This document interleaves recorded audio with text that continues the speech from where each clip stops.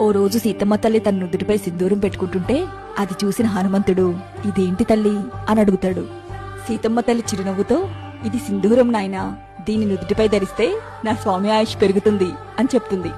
అది విన్న హనుమంతుడు పరుగున వెళ్లి సింధూరం తీసుకుని ఒళ్లంతా పూసుకుని రామనామం జపిస్తుంటాడు.